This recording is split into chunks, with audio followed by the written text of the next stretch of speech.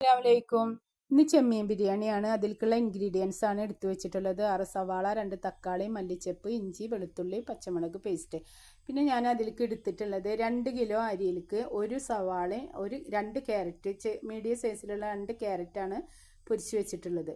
പിന്നെ അര ഗ്ലാസ് ഓയിലിലേക്ക് ഈ 2 ടീസ്പൂൺ നെയ്യും. ഈ ബിരിയാണിയിലേക്ക് ഈ എണ്ണ മാത്രം ഉപയോഗിക്കണുള്ളൂ കേട്ടോ. എന്നിട്ട് അതിന് ശേഷം നമ്മൾ 2 കിലോ അരിയിലേക്ക് 3 സവാളയാണ് വഴറ്റാൻ എടുത്തിട്ടുള്ളത്, 2 തക്കാളി, അതുപോലെ ഇഞ്ചി വെളുത്തുള്ളി പേസ്റ്റ്. എന്നിട്ട് കുറച്ച് തൈര് ഒഴിക്കുക. ഞാൻ ഇതിലേക്ക് ബിരിയാണി മസാലയാണ് എടുത്തിട്ടുള്ളത്. ഏത് ബിരിയാണി വെക്കുമ്പോഴും ബിരിയാണി മസാലയാണ് എടുക്കാറ്. അതിന് പ്രത്യേക ഒരു ടേസ്റ്റാണ്. നിങ്ങൾ അങ്ങനെ ചെയ്ത് നോക്ക്.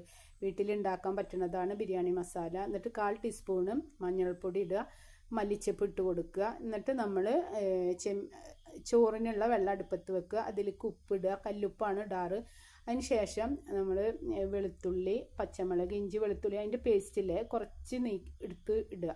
അതേപോലെ തന്നെ ബേ ലീഫ്, പെരിഞ്ജീരകം, നല്ല ജീരകം, കറുകപ്പട്ട, മല്ലിച്ചപ്പ് ഇതെല്ലാം ഈ വെള്ളത്തിലേക്ക് ഇട്ട് കൊടുക്കുക. അരി ഇട്ടതിന് ശേഷമാണ് ഇത് ഇട്ട് കൊടുക്കേണ്ടത്. നല്ല ടേസ്റ്റാണ് കേട്ടോ ഈ ചോറ്. നിങ്ങളൊന്ന് ചെയ്ത് നോക്ക്. എന്നിട്ട് കമൻറ്റ് ചെയ്യുക, സബ്സ്ക്രൈബ് ചെയ്യുക, ലൈക്ക് ചെയ്യുക, ഷെയർ ചെയ്യട്ടോ.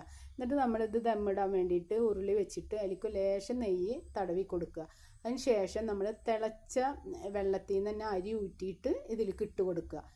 അപ്പോൾ ചോറ് നല്ല സോഫ്റ്റ് ആവും. ഒരിക്കലും ചൂടാറിയിട്ട് ദമ്മിടരുത്, അപ്പോൾ ടേസ്റ്റ് ഉണ്ടാവില്ല. ഇതാകുമ്പോൾ അധികം ദമ്മ് വേണ്ട.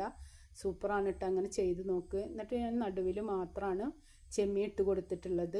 നമുക്ക് വെള്ളച്ചോറ് കുറച്ച് വേണം, അതിന് ഒരു ഭാഗം മാത്രമാണ് ചെമ്മീൻ ഇട്ട് കൊടുത്തിട്ടുള്ളത്. ഇതേപോലെ നിങ്ങളും ചെയ്തിട്ട് കമൻറ്റ് പറയട്ടോ.